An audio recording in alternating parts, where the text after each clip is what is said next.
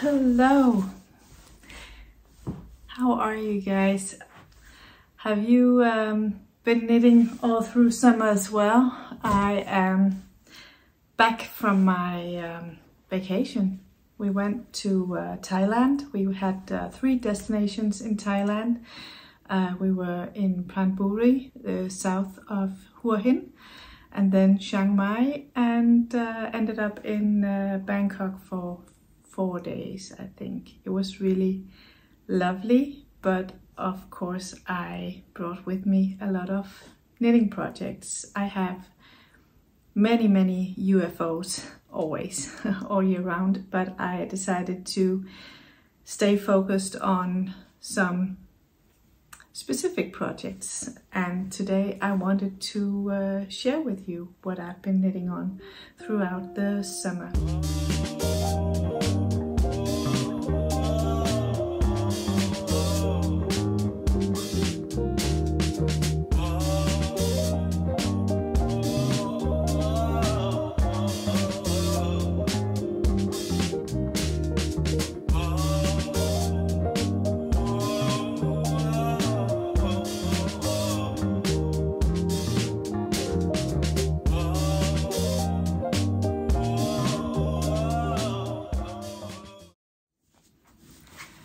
So if you're new here, my name is Dorte Bak. I am a Danish knitwear designer. I'm based in Copenhagen on a small island called Amager. And yeah, my channel is mainly about knitting, but also other aesthetic, pleasing, creative topics like thrifting sometimes. Sewing could turn up at some point on this channel, and sometimes a bit of I don't know, not specifically cooking, but sharing small recipes and lifestyle vlogs, really. I do a couple of excuse me, a couple of videos sometimes in Danish. Besides being a knitwear designer, I'm also a hand dyer.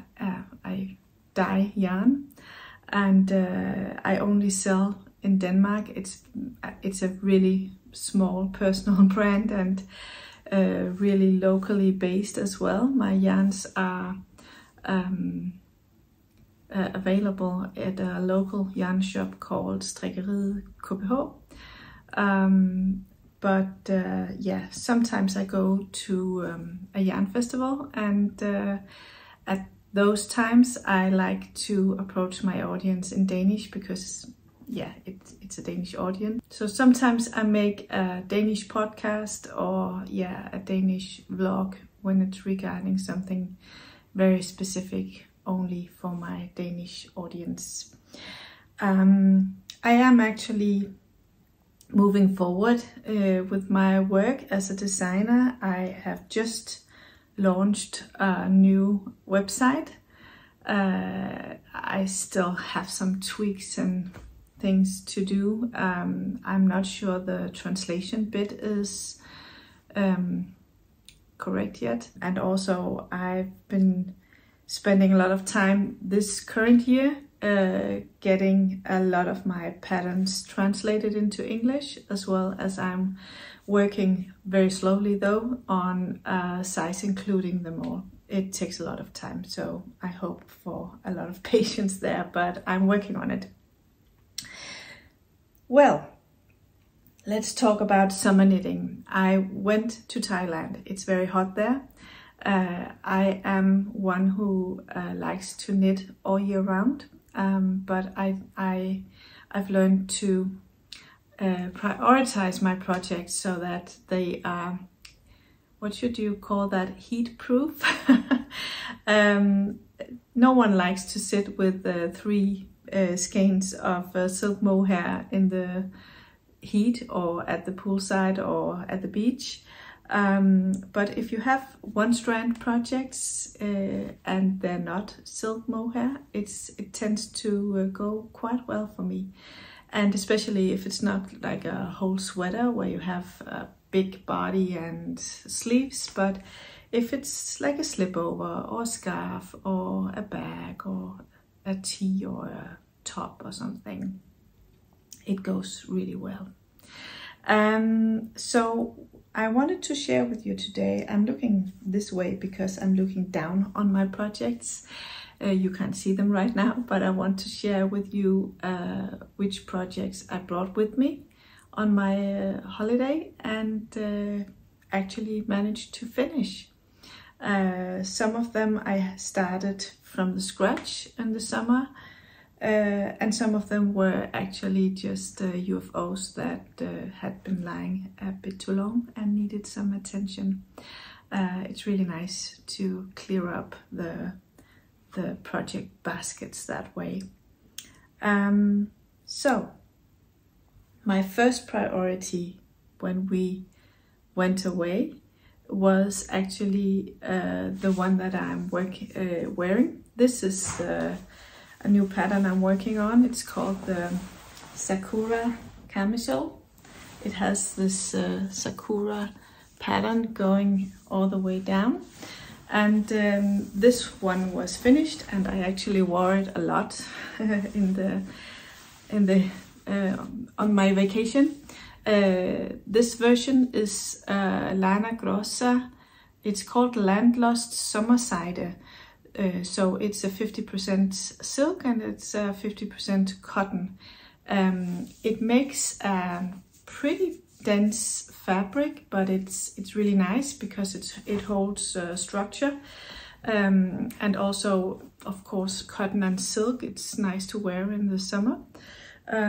So I like it in this version, but for the pattern release I wanted to make sure I had tried out different yarns and textures, because you can actually meet gauge but reach a whole other sort of expression with the textile.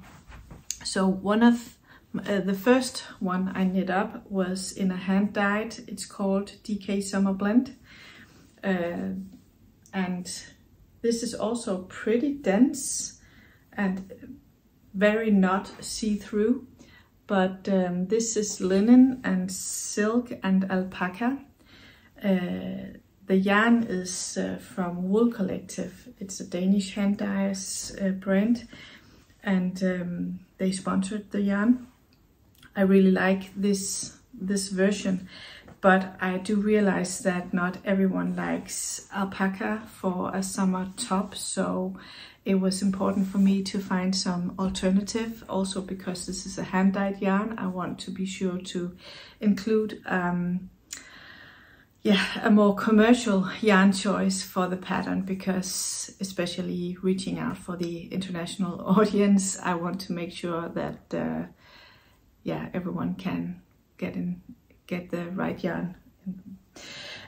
So the summer side is definitely one of the options. Another option I am having a test knitter do is also from Lana Grossa. It's called Campo.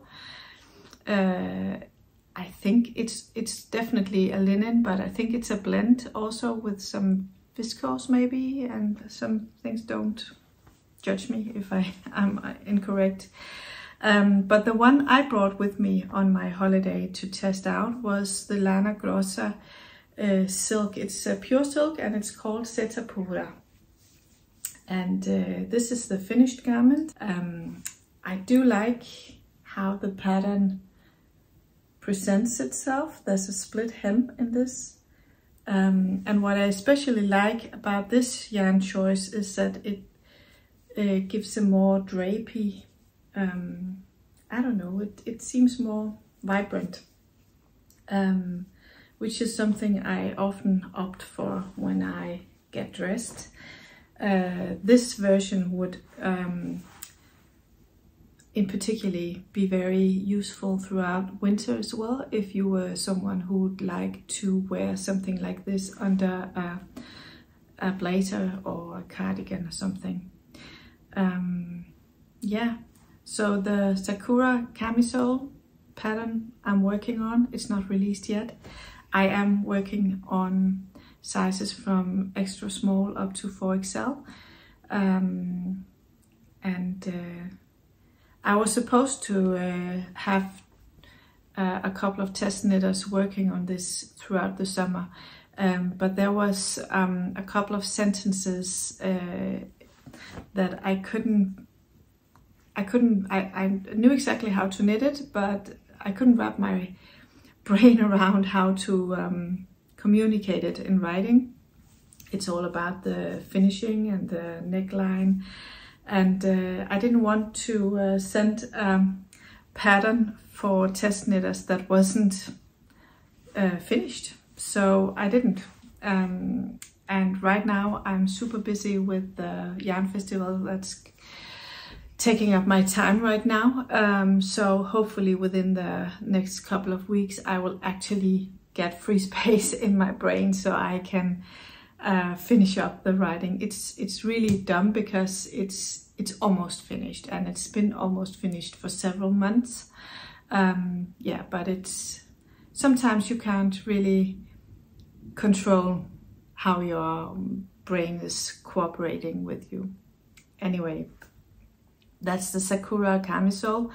I finished that up within the first week, and I stayed focused on that project. The good thing about silk is that you can easily bring it to the pool. There's no problem if it gets wet. Of course, chlorine water is not the best, but it's no problem. It didn't actually get wet, but I mean, if you come up from the pool and you're sitting with it, I'm rambling. But silk, yeah, that's nice to work with.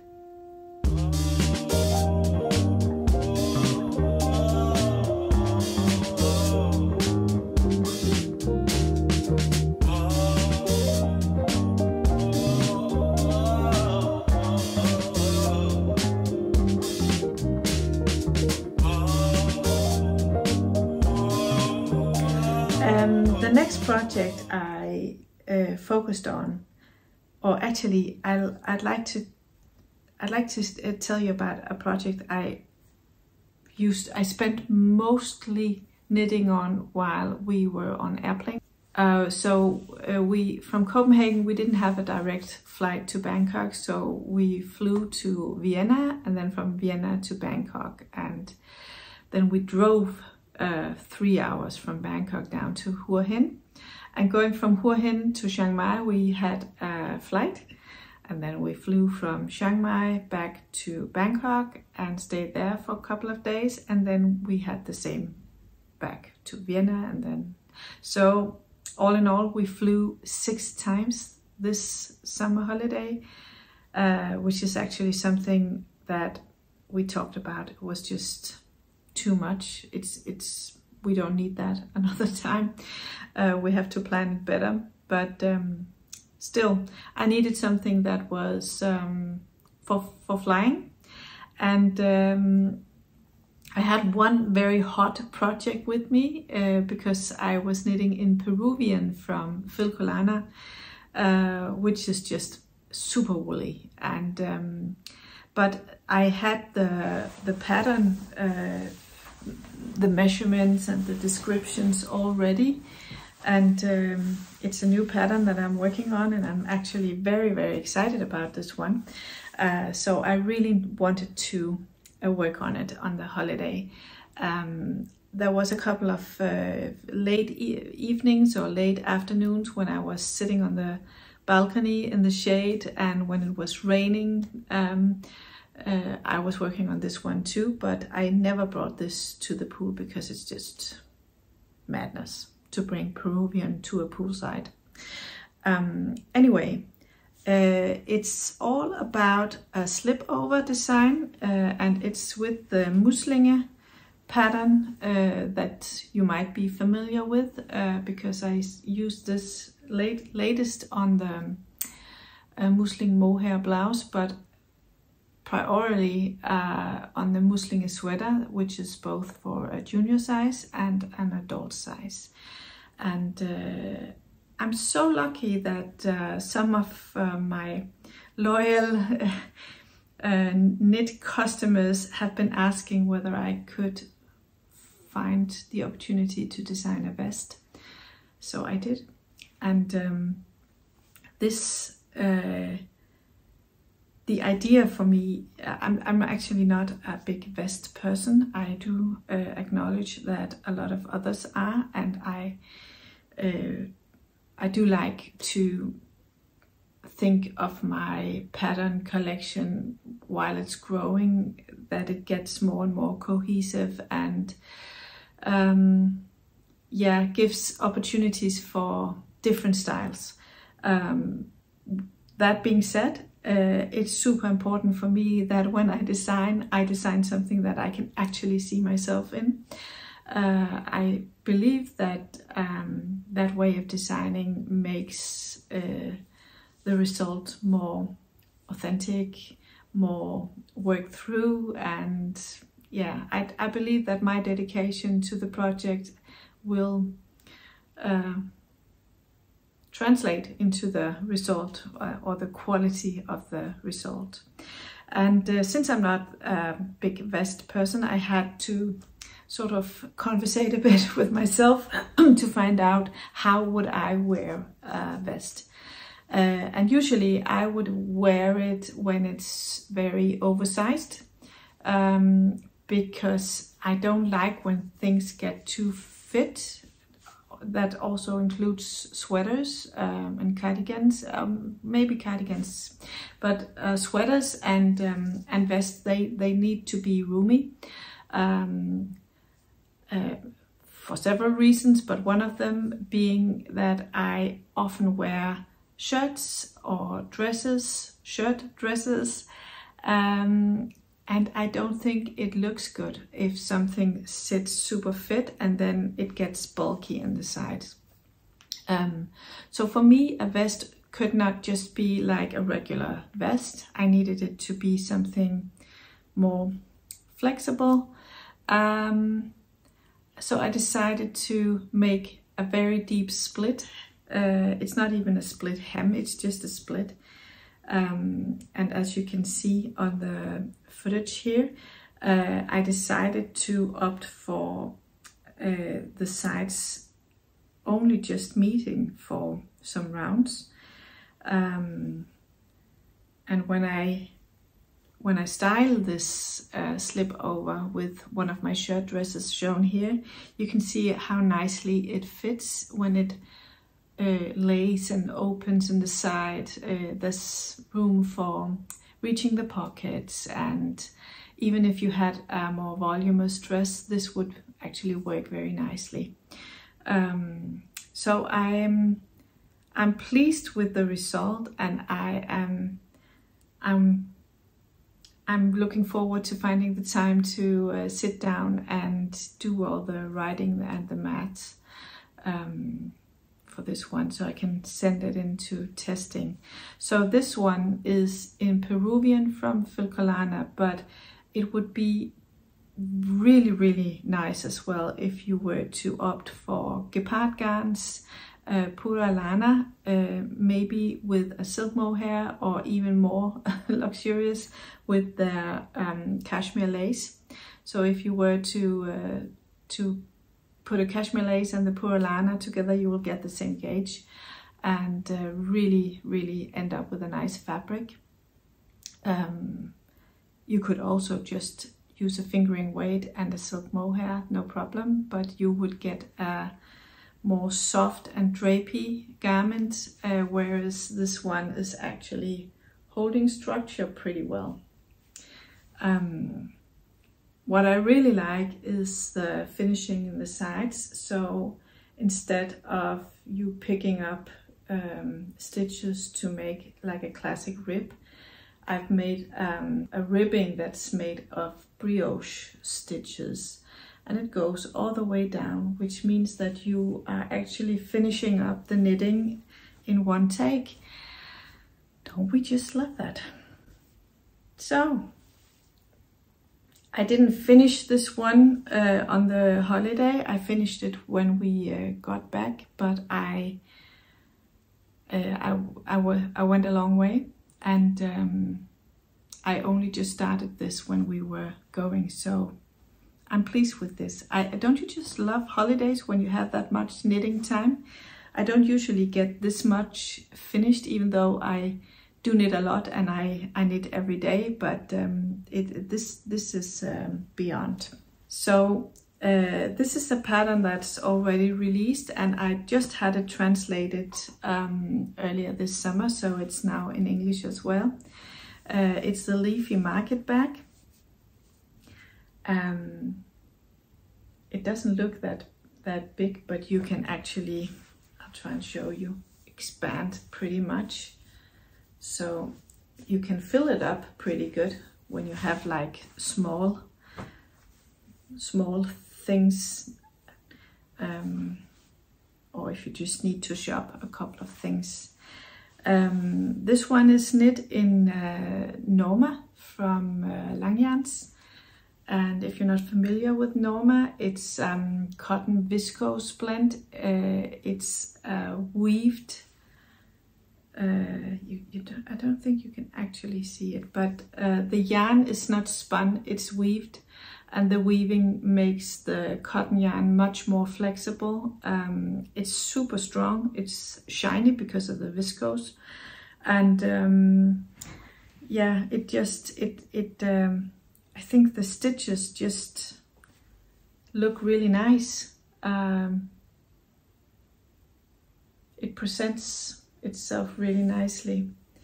The leafy market bag is finished up with they're flat ends, but they make a cute knot, sort of like a small bow.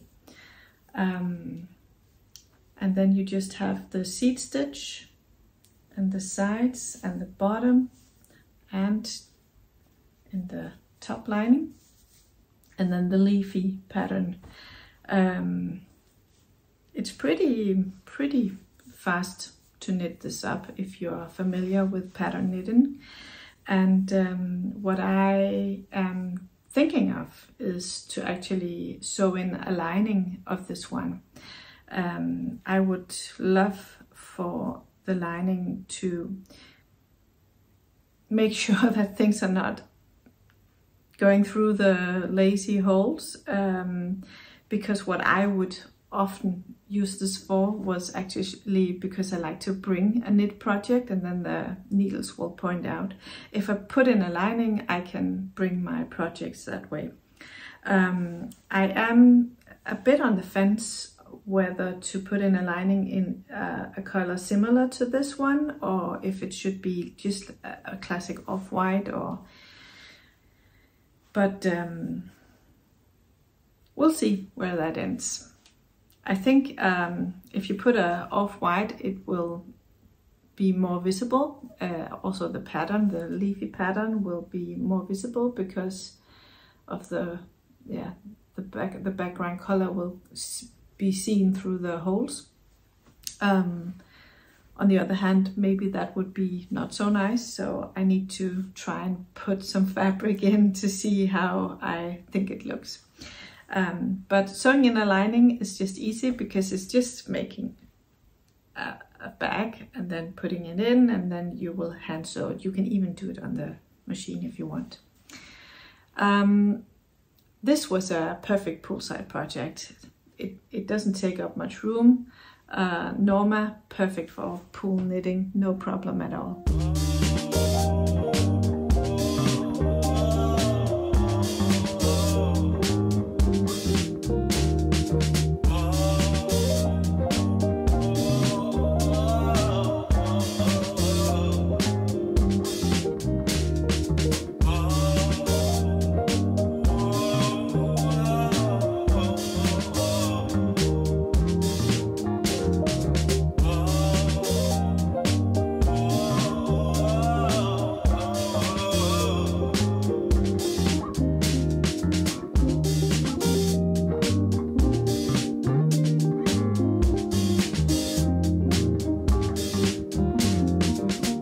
This project is the Another Knitted Tee, it's called.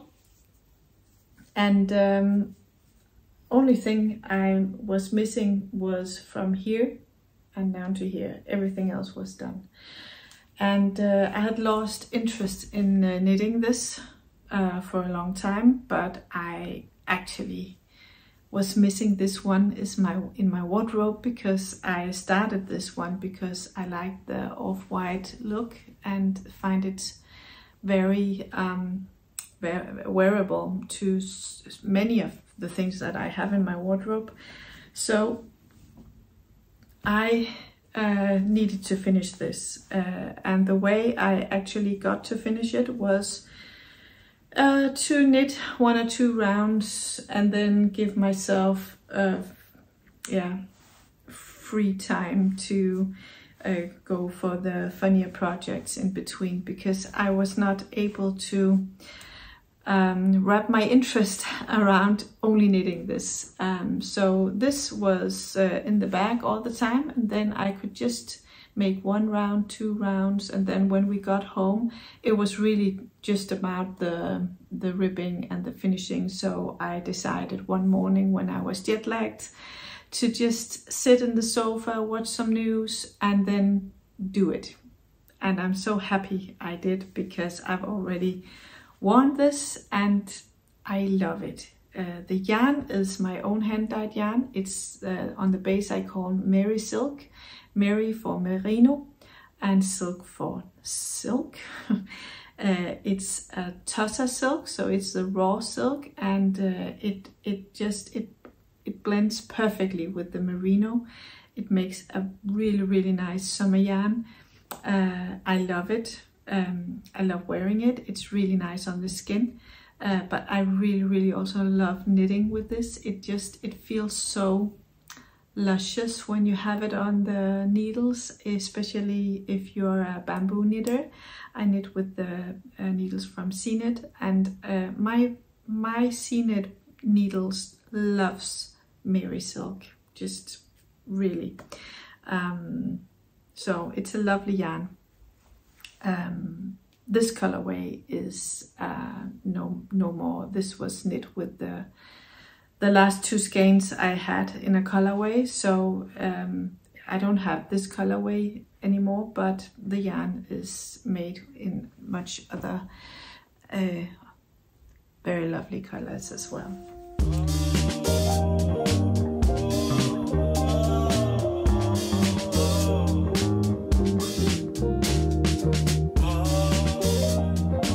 A little break from the project. I have one more project to share with you, but I wanted to show you something very different.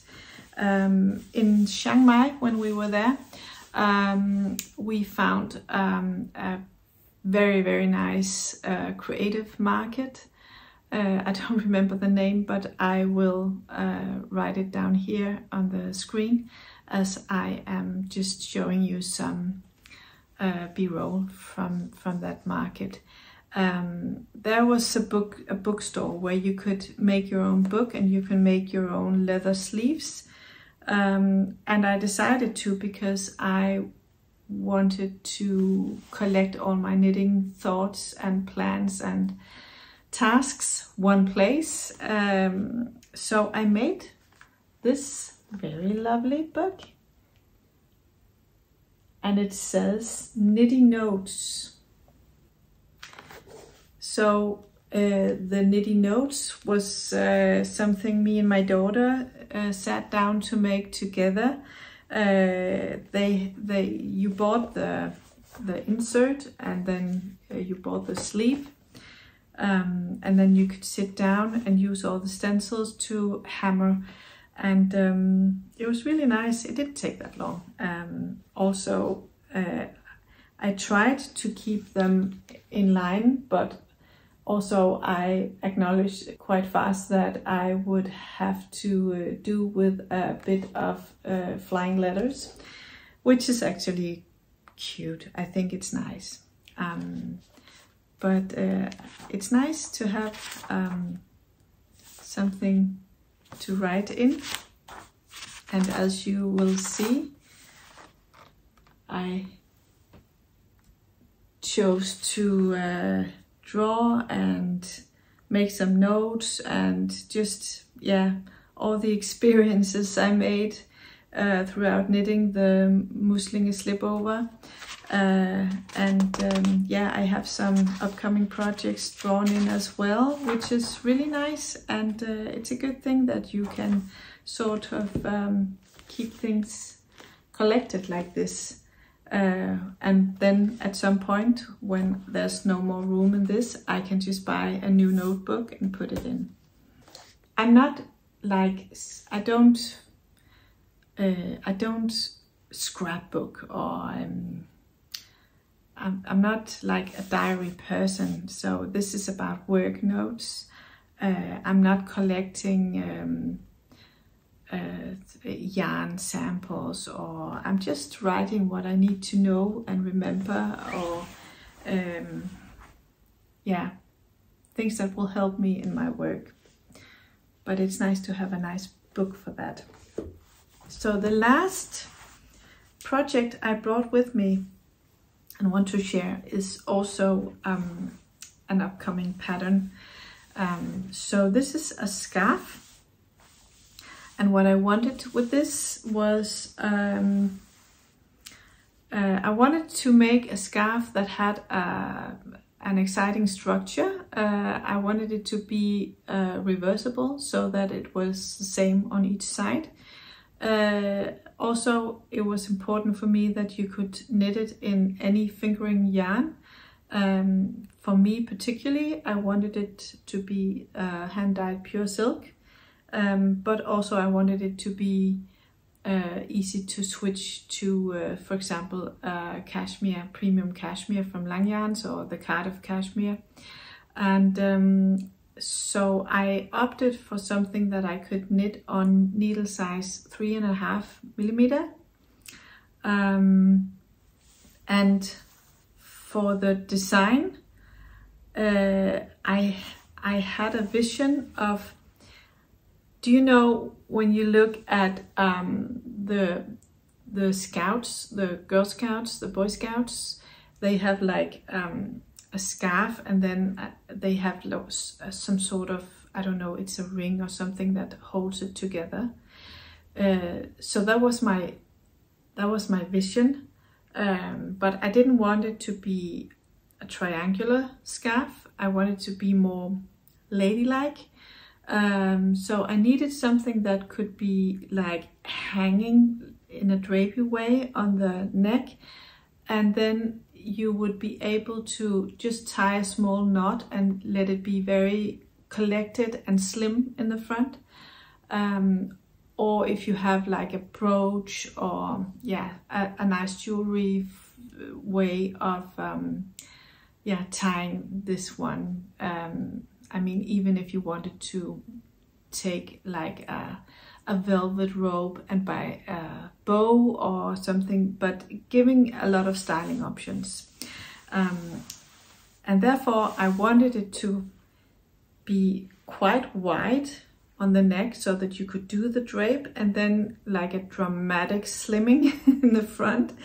And then I almost saw something looking like a balloon or something. So I had been doing swatches back at home. I just need to make this ready for showing. I'd come up with a structure that I really liked, which was fun to knit and was the same on each side. So I just folded it. Here's my scarf.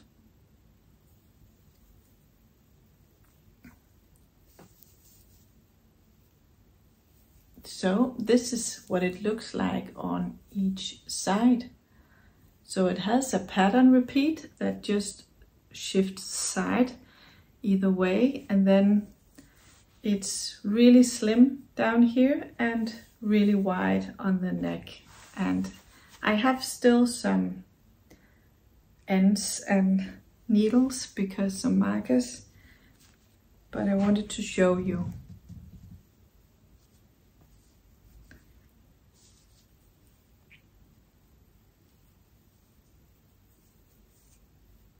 Those long ends.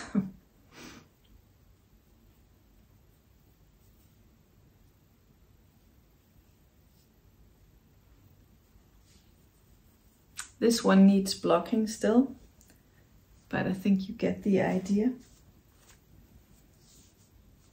of where I'm going. So this is actually warming pretty good on the neck.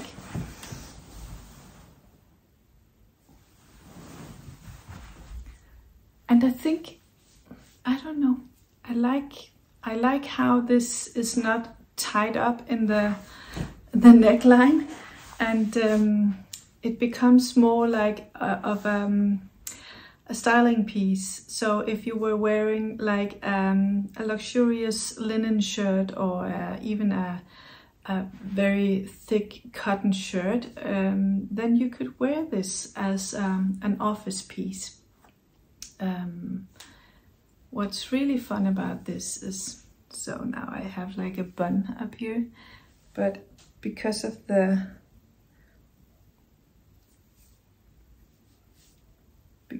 width, you could use it as a hairband as well. This looks really stupid because I have this, but if you have like loose hair and you want to go to the beach and you don't need sun in, you could easily use this as well. So this is a large version. I will wash and block this today, so you're gonna see it at a later point when it's blocked, because it looks very fringy right now. Just to say that when you block it, it gets more flat. So this is the large version, and I just a couple of minutes ago finished the smaller version that's actually knit in cashmere. So the smaller version, which also needs wash and block, is not as wide, and it's just a teeny tiny bit shorter as well. And the reason for that is that when it's a small scarf, I think it would be nice that you would tie it up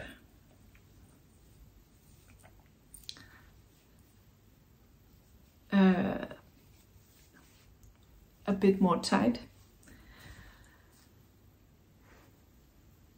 Do you agree with me on that? Or do you think it should be more loose? I think it's nice that you can tie it up a bit more. And also when you tie it up a bit more, I don't think you need that much extra length on these, on the snippets. And big design choice, but when you get the smaller and everything, you can do that with one ball of cashmere, which makes it more accessible, of course. So I don't have a name for this, and it's I've been back and forth. I haven't come up with anything that I think is making sense to me. I could try and find a name that I don't know, accents to the structure, but also I could be thinking about those Girl and Boy Scouts. I don't know. But anyway, at some point it will get a name, and then you will know. If you have a good idea of for a name, do let me know. That would be lovely. And just a brief thing about knitting on holidays. I've heard a lot of different stories on whether you can bring knit on the plane or not. I've actually tried to find out if there are common rules, and they're not. You can't even find the specific information about knitting and knitting needles when you go into the different countries' airport FAQs. And I've heard of others having their needles taken. It never happened to me. I've been flying with my knitting projects for a lot of years now.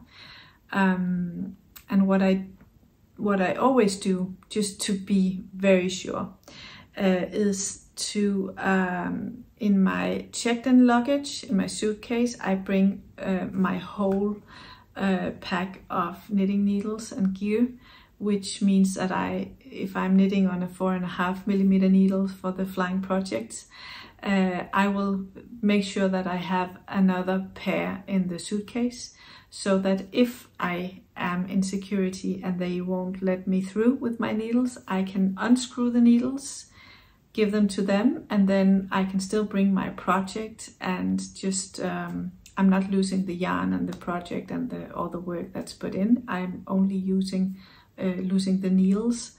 And then I can just not knit on the plane, and that would be a bummer, but still I would be able to go forward when I get my luggage again. So that's how I do it. That being said, I've never lost anything. I've always had my knitting projects going through security without problems. They might need to just look into the bag to see what's there. I don't bring a small scissor. You can do that, I've heard, but I don't do it. I don't bring metal needles. I always bring the bamboo needles. They're not as hard, so if one were to think that I would pierce someone's heart or stab someone with my needle, it would be difficult to do with a bamboo needle. Also, I don't bring my longest or more pointy needles, so I make sure that I am on a larger needle size. So 4.5 with a rounded tip is for me better to take through security than a 2.5mm needle that is long and very pointy. So if you're just a bit mindful when you're planning and packing, you can actually go through security without problems. This is not me promising you that it won't happen to you. This is just me saying how I do it and what I've experienced so far. Yeah, that was everything I had to say about my summer knitting, my vacation knits. I do hope that you enjoyed. Let me know if you're a summer knitter. I don't know how many actually knit all through a year. I used to when I had the yarn shop, I realized that there are a decent amount of knitters that only knit throughout winter, which is so strange for me because I can't go without my knitting. But it would be nice to hear from you if you are someone who knits both summer and winter, if you also bring knits to your hot vacations and maybe even to the pool or the beach. Otherwise, let me know if you like my upcoming projects. I do hope you do so, and yeah, thank you so much for watching. I'll see you soon in another video. Have a good day. Bye bye.